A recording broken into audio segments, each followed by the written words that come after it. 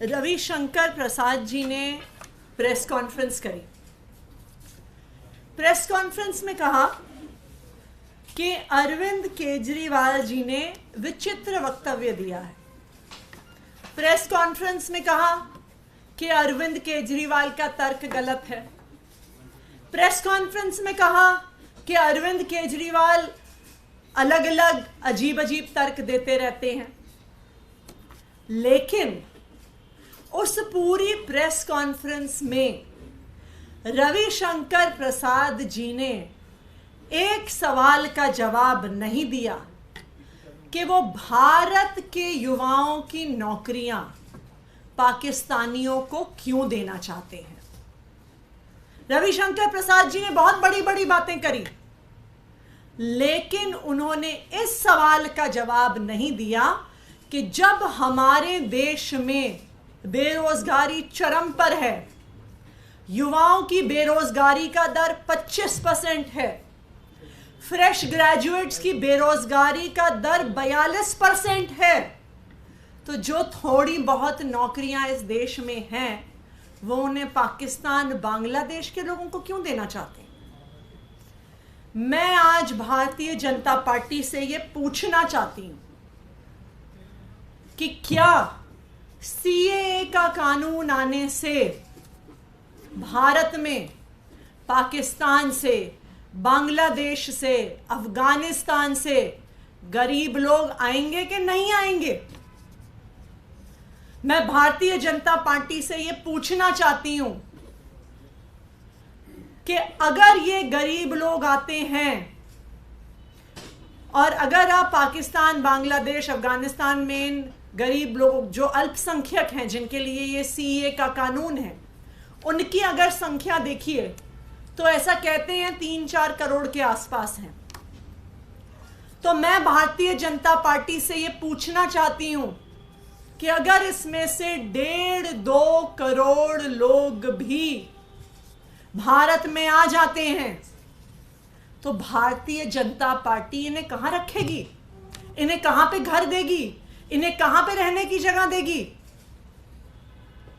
क्या वो हमारे मोहल्ले में, हमारे कॉलोनियों में झुग्गी डाल के नहीं रहेंगे क्या भारतीय जनता पार्टी के पास 1.5-2 करोड़ घर मौजूद हैं क्या उनको देने के लिए?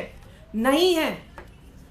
वो दिल्ली में झुग्गी डालेंगे, वो मुंबई में झुग्गी डालेंगे, वो कलकत्ता में झुग्गी डालेंगे, वो बेंगलोर में झुग्गी डालेंगे, वो देश भर में अलग अलग शहरों में झुग्गी डाल के रहेंगे।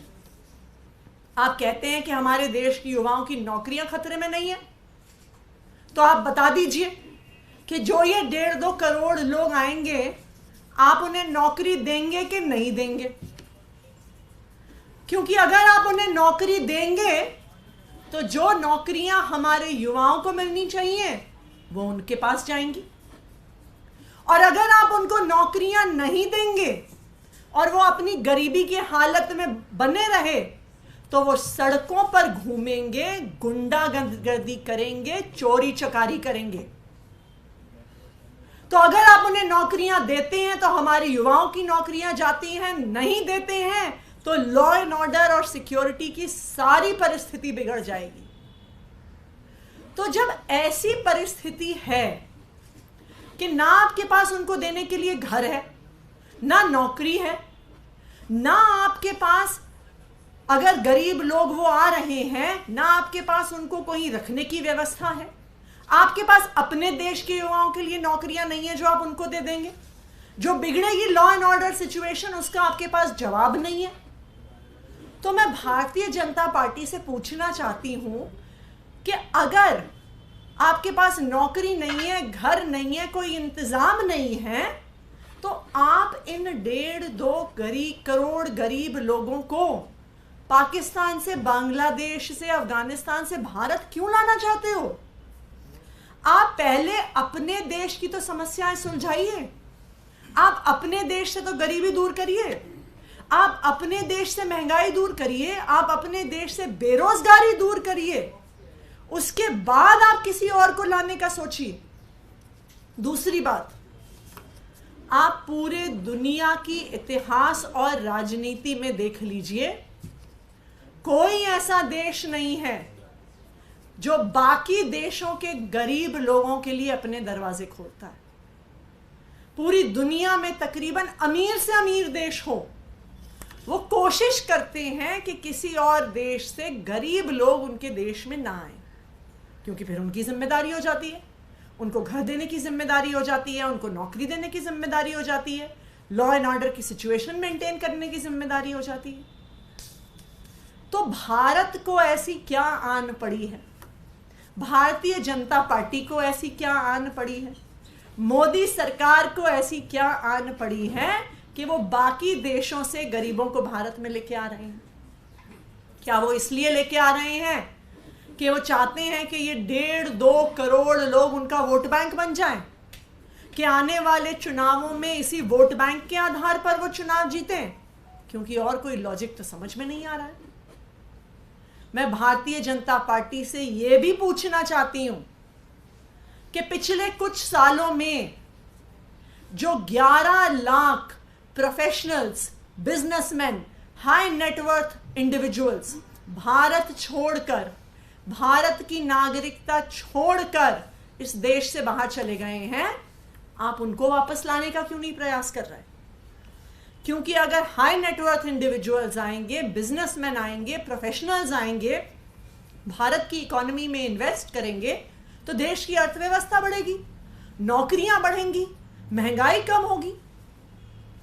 लेकिन आज मोदी सरकार को ऐसा लगता है कि सिर्फ अपने वोट बैंक की चिंता है, उन्हें भारत के युवाओं की चिंता नहीं है, उनकी जाती हुई नौकरियों की चिंता नहीं है, उनके भारत के लोगों की सेफ्टी और सिक्योरिटी की चिंता नहीं है, उनको सिर्फ अपने वोट बैंक की चिंता है। Thank you. लेकिन इस पे कहा जा रहा है बीजेपी की तरफ से कि कोई नया आदमी नहीं आएगा, 2014 का टाइम फिक्स है, उससे पहले से जो लोग भारत में रह रहे हैं उन्हीं लोगों को नागरिकता दी जाएगी। तो ऐसा कोई डर नहीं है कि दूसरे लोग आ जाएंगे, इतनी बड़ी संख्या में लोग आएंगे? आपने देखा है भारत, दिल्ली में जब चुनाव होते हैं पिछले कई सालों से, तो हर बार अनऑथराइज्ड कॉलोनीज के रेगुलराइजेशन की बात होती है।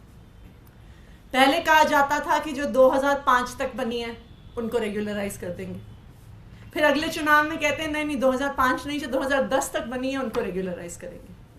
फिर 5 साल बाद अगला चुनाव आता है, फिर कहते हैं नहीं नहीं 2010 तक जो बनी है उनको रेगुलराइज नहीं करेंगे, जो 2015 तक बनी है उनको रेगुलराइज करेंगे। तो ये तो हर चुनाव के साथ ऐसे कानून बदले जाते हैं, तारीखें बदली जाती हैं। अगर एक बार भारत ने पाकिस्तानियों, बांग्लादेशियों, अफगानिस्तानियों के गरीबों को भारत में नागरिकता देने का रास्ता खोल दिया, तो बाकी लोग क्यों नहीं आएंगे? अगर उन्हें पता चल जाएगा कि आज नहीं तो कल हमें भारत में नागरिकता मिल जाएगी, तो वो बॉर्डर पार करके किसी तरीके से आएंगे। वो किसी को पैसे दे के, किसी के ट्रक में बैठ के, किसी के गाड़ी में बैठ के, घुसपैठियों के तौर पे किसी ना किसी तरीके से आएंगे, क्योंकि उन्हें पता है कि आज नहीं तो कल भारत सरकार हमें दे देगी सिटीजनशिप। तो ये तो एक शुरुआत है, जिसमें अभी तक की जो 2014 की डेट दी गई है, 5 साल बाद वो 2014 से 2019 हो जाएगा, 2019 से 2024 हो जाएगा। एक बार इसका रास्ता खुल गया तो चुनाव दर चुनाव में ये क्यों आगे नहीं बढ़ेगी तारीख? बीजेपी से कह रही है कि ये गरीबों के लिए नहीं है, बेसिकली जो धार्मिक रूप से प्रताड़ित इन तीनों देशों में लोग हैं उनको नागरिकता दी जा रही है। मतलब इस पर क्या? इसी पे एडिशन है ma'am, the BJP is also saying that you are fine with Rohingyas coming to India, but you have problem when persecuted minorities from neighboring countries are being given citizenship for in India. देखिए, चाहे बांग्लादेश हो, चाहे पाकिस्तान हो, चाहे अफगानिस्तान हो, ये तीनों देश बहुत गरीब देश हैं। तो अगर कोई वहां से अपना देश छोड़ के आ रहा है तो ये स्वाभाविक बात है कि वो गरीब ही होंगे। अगर किसी के पास अपना चलता फिरता बिजनेस हो, सब कुछ ठीक ठाक हो, तो कोई अपने देश को आसानी से छोड़ के नहीं आएगा। इसलिए ये स्वाभाविक बात है कि जो आ रहे हैं भारत में वो गरीब ही आ रहे हैं। दूसरी बात, ये भारतीय जनता पार्टी कह रही है, सिर्फ मौखिक तौर से कह रही है कि जिनका रिलीजियस परसिक्यूशन हुआ है, आप कानून उठाइए, कहां पे लिखा है उसमें? कानून में सिर्फ और सिर्फ ये लिखा है कि जो इन तीनों देशों के अल्पसंख्यक हैं उनको भारत की नागरिकता दी जाएगी। तो अगर भारतीय जनता पार्टी बार बार ये कह रही है कि जिनका परसिक्यूशन हो रहा है तो कानून में है क्यों नहीं? इसका मतलब साफ है कि भारतीय जनता पार्टी सिर्फ अपना वोट बैंक बना रही है। उनको कोई चिंता नहीं है कि हमारे देश के युवाओं का क्या होगा, उनकी नौकरियां कहां जाएंगी। उनको कोई चिंता नहीं है कि आज हमारे देश के बाद लोगों के पास रहने के लिए घर नहीं है, लेकिन वो करोड़ों लोगों को और भारत में एंट्री दे रहे हैं। उनको कोई चिंता नहीं है कि जब हमारी कॉलोनियों में, हमारे मोहल्लों में ये लोग आके अपनी झुग्गियां डालेंगे तो लॉ एंड ऑर्डर और सिक्योरिटी का क्या होगा। लेकिन उसके बावजूद अपनी वोट बैंक की राजनीति के लिए भारतीय जनता पार्टी ये करने को तैयार है। मैम, एक और सवाल है चुनाव से जुड़ा हुआ। कैंपेन के लिए कांग्रेस के साथ कोई कोऑर्डिनेशन कमेटी का कोई स्टेटस है? कब तक बनेगी, या चुनाव प्रचार को लेकर कोई रणनीति बनी? अभी कांग्रेस से बातचीत चल रही है। अभी वो अपने बाकी जो राज्यों की टिकट्स वगैरह की प्रक्रिया पूरी कर रहे हैं। मुझे उम्मीद है कि कैंपेन कमेटी जल्द बनेगी।